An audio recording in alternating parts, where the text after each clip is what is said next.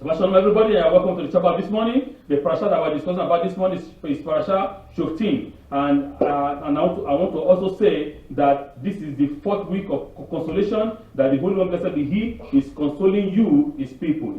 Saying, don't worry, He's our God, He's with us, our exile is over, and He's coming to bring us back home unto Himself, into our beloved land, in the land of Israel, in the city of Jerusalem. So that is what the Holy One is telling us, consoling us individually and collectively concerning the coming of the Messiah. So don't forsake hope. Don't let your hope go. The Messiah will surely come. And I subtitle the parasha of this morning, Parsha Shoftim, as the People's Court. The People's Court. That's how I subtitle it. Remember what? The People's Court. And we have also another kind of court that is also known as the elite court. There are people who they call themselves the elite. They have their own court, and that is the kind of justice. Sadly enough, that is the kind of justice that we have now. The justice of what? Of the elite, not the people's court, but the court of the elite. Now, for example, if there is a case, where one has no money, or you don't know a good lawyer who can give you, which you can spend, millions or hundreds of thousands of dollars, you won't get justice. Because the lawyer, who is your lawyer, who has a big name, right? A big name lawyer, and the judge who is sitting down on the high bench are friends. They play golf in the same place together. So therefore, he will never deny his friend who played golf with him in the same court together, a case. So even though if his friend client is the one at fault, this is my friend, I don't want him to look bad, I don't want his name to go down. Even though he's at fault, the judge will say, oh, you are right, because it's the elite court. But God is talking about the people's court, not the elite court. There are many events, experiences, and happenings which occur regularly throughout our lives. As I grow older, I feel like these things are approaching sooner and quicker. For example, let's take the holiday season. For example, each year as the Hagim approach, the holidays, the big holidays approach, we tend to grasp and say, I can't believe it's here already. There are similar examples in the secular calendar and in the additional year-to-year renewal, such as our registration, or you want to register your plate number, your car plate or your license plate. Oh, again this year I come again. I need to do my registration again, because as you see, the year runs very, very fast. It was like yesterday we started the Parashat, right? We started the Torah, the book of Bereshit, Sefer Bereshit. We are already in what? In Devarim now. So it goes very, very fast. For example, one of these annual tasks is being summoned for a jury duty. In our country we have the duty of a jury, right? They just call the citizens, call them into court to be a jury, right? So when we tell people we have a jury duty, they are surprised and ask, aren't you able to get out of that? Or they say, can you get out of jury duty? Or they can even say, there are some people who don't even question, but they let you know that they never go to jury duty. They simply choose not to show up. For example, I'll give us an example. That my wife's sister, she was called to be a jury in the case, right? And they invite like maybe 100 people or 200 people, because they know that out of that 200 people, maybe only 2 or 1 will show up. But it's a civil duty. It's good. I'm telling you, it's a civil duty for us to do, right? But people give excuses. People give, I say, my job, but you can do it even though, because they will give you a letter to go to your work that you have a duty as a jury duty to do, even though with all those ones, people they say, I don't have the time. I don't want to do it. Or I'm not what interested. But I'm telling you, it's a good thing to do, because if you don't do it, who will do it? But you don't know, maybe if you don't do it, maybe your vote or your voice will be the one that is going to determine the life of a person who is innocent. In any case, you don't know. Despite the many obstacles that I described above, while some of us are attempting to fulfill a civil duty, we should nevertheless participate. We are obligated to do so. I'm telling you. In my humble opinion, I will say flatly, yes, I am obligated. We are obligated to do that. Furthermore, I believe that we are all obligated. There is support and a sound learning to this conclusion from this week's Parasha Shoftim. And this is what it said in Devarim chapter 16, verse 18. Appoint yourself judges and officers for your tribes in all your settlements or in all your dwelling place that the Lord your God has given you, and make sure that they administer honest judgment for the people. The Iturei Torah has a beautiful twist on this word. The judges and officers that are in your midst, leha, for you. A person who judge himself will always see the other person righteous. Can you see the purpose? Why God say, the Holy One blessed be He say, appoint for yourself judges and officers. So the question now is, as the high holidays are coming in, right? If we judge ourselves first, can we judge others? No. Because you judge yourself first. Yeshua HaMashiach gave us that very, very good example. Hey, the woman is a sinner. Let's kill her, right? But let's stone her to death because she commits one bad thing or the others. No? They say, okay, let's see if this teacher can tell us. Let's tempt him. Let's test him if he can tell us what he's saying. Because we know that yesterday he was with another woman who is unclean. So because this teacher always like unclean women, let's test him. Okay. Hey, Rabbi, what do you think we should do to this woman that is we caught in an act that is not good? Yeshua said, okay, good.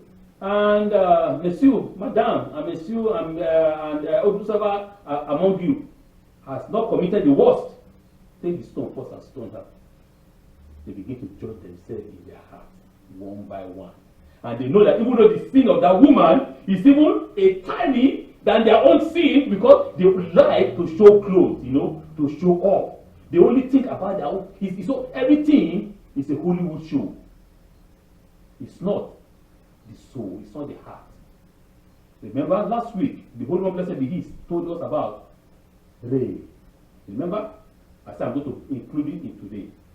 To see. See. Right?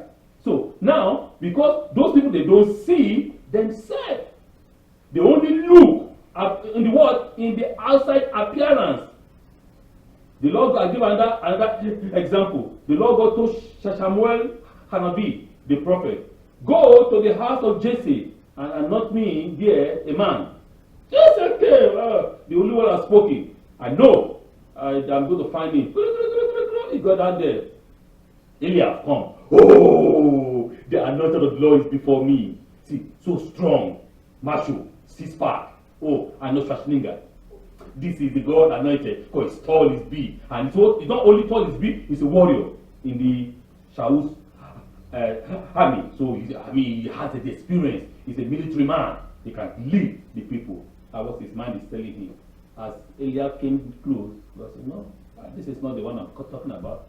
Oh, all of them pass.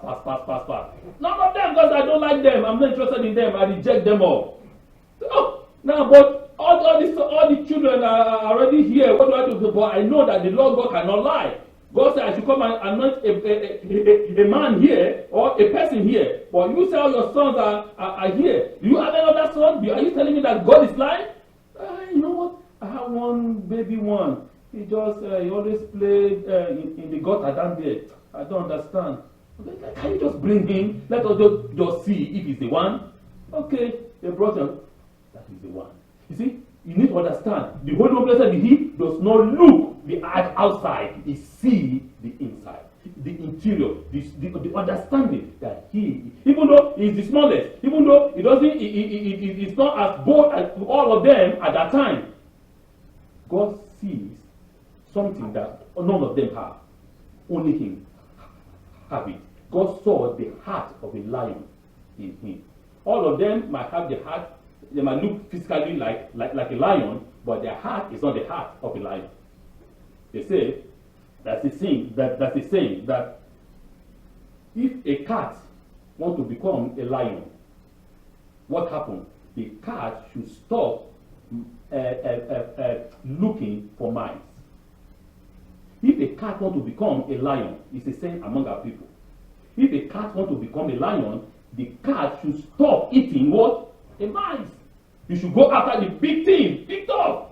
Because then you're a lion. You see, people say, oh, a cat cannot become a lion. God say, stop those petty things. If you want to become a great man, a mighty man, stop going for those really flat on the floor. Go after the big ones. So that is the idea. So people think that the physical is the most important. But God is saying, no. I reject the physical. I'm not talking about the physical. I'm not talking about, how you present. I'm not saying how you present yourself physically is not important. It's important, but that is not the key. That is not the key, because the spirituality is the key. Because you have to balance the spiritual and the physical.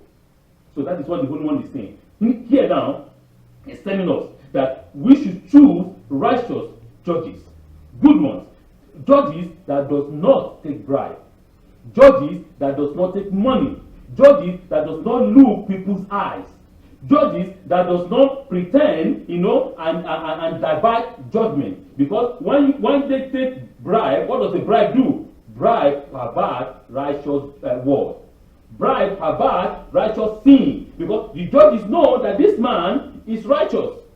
The man is just. The woman, she's just. But because he or she has already taken bribe, he pervert the word. He said, oh, okay, because he take the money from the bad one, he said the good one is the bad one. He pervert the judgment. The same thing that we can see in the 24th century, the world that we live now. Everything is upside down. The good things is the bad thing now. Why the bad thing, they become good. That's what they turn it. And you stay there and you try to say, no, in the days of my fathers, these are wrong. They tell you, which planet do you live? Go back to the days of your fathers, because our own days now, this is what is right. So you are even confused. You don't know what is what and which one is which. And so therefore, Yeshua HaMashiach rebuked them. They could not take a stone and stone the woman. They all left because they know that their own sin is even greater than that of the woman. So, when the passuk says, appoint a judge for yourself, it is telling us to look inward and judge ourselves before judging others. When I judge myself, I can't and won't be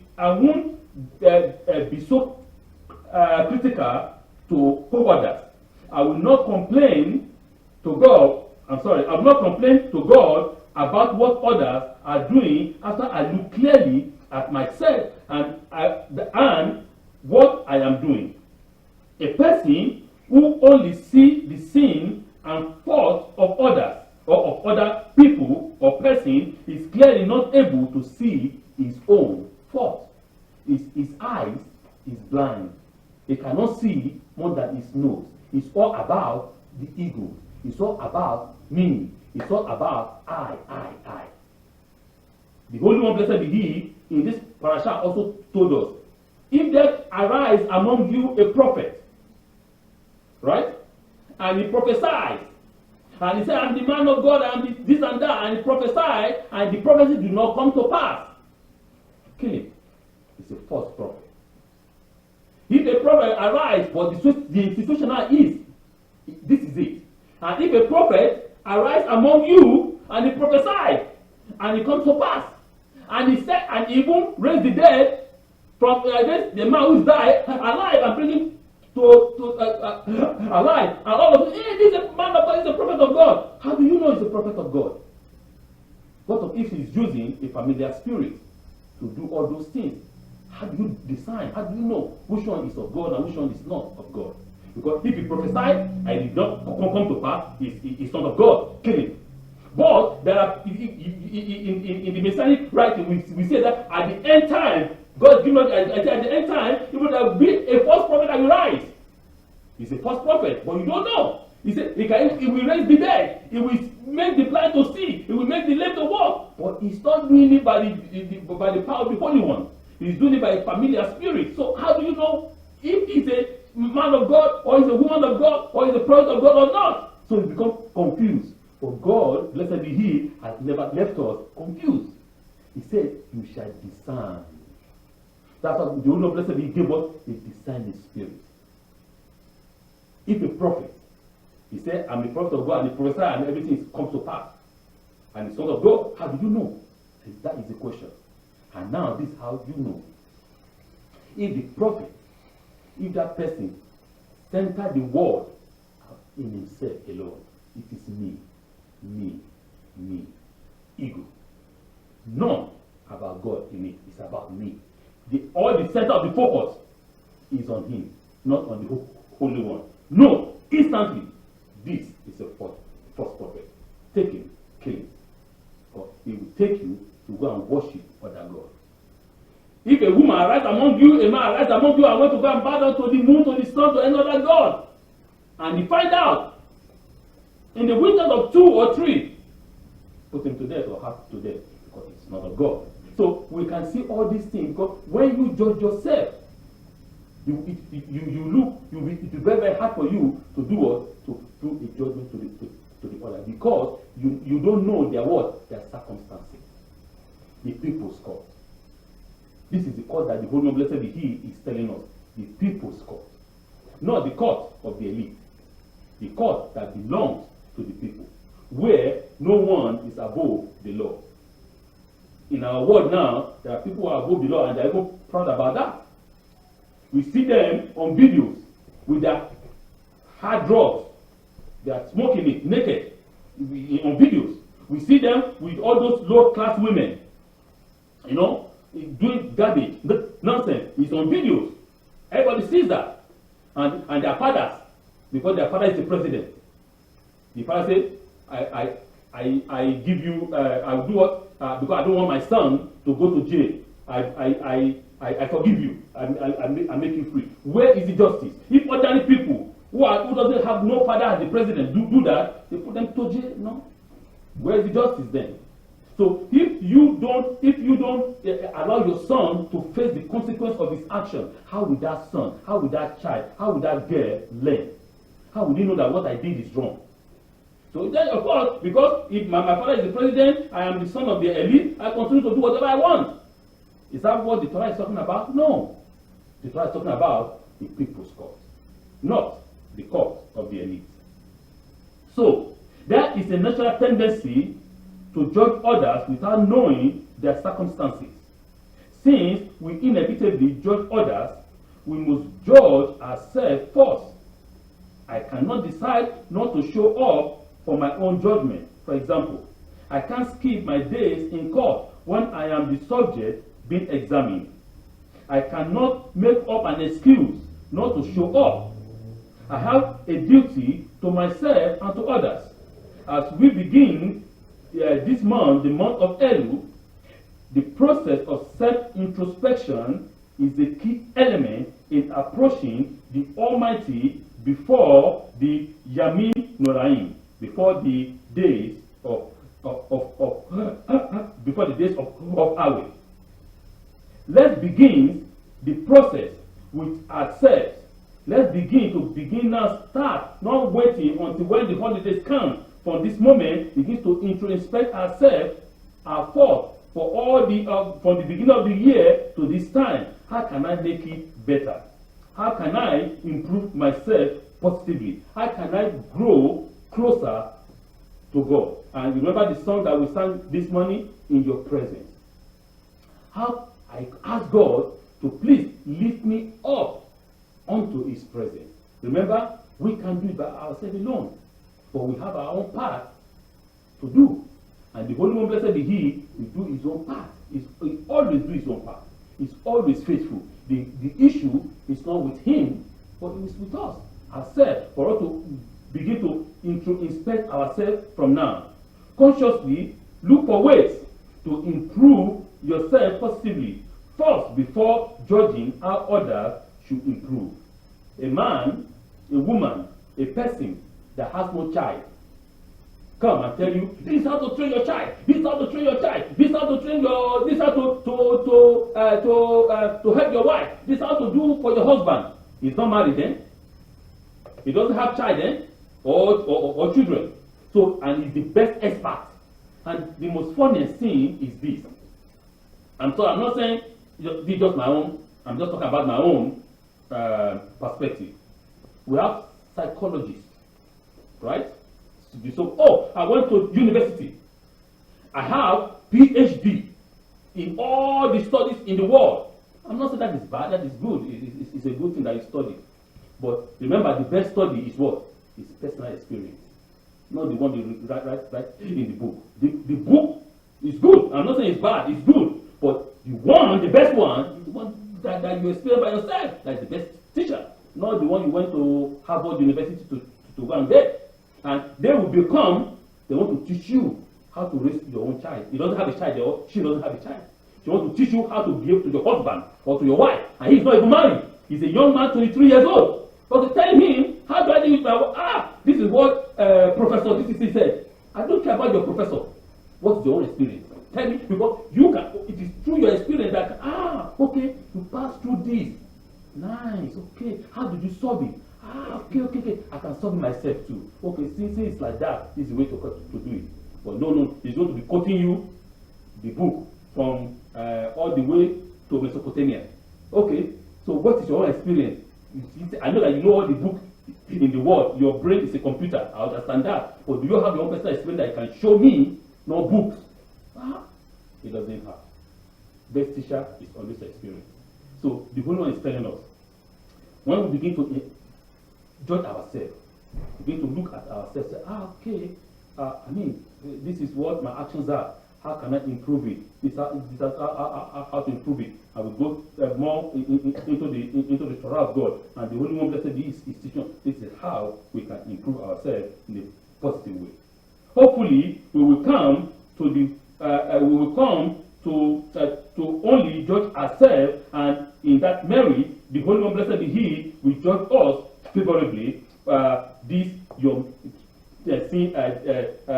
coming Yom Teruah, this coming festival that are coming. Please, it is very, very important that we judge ourselves first, right?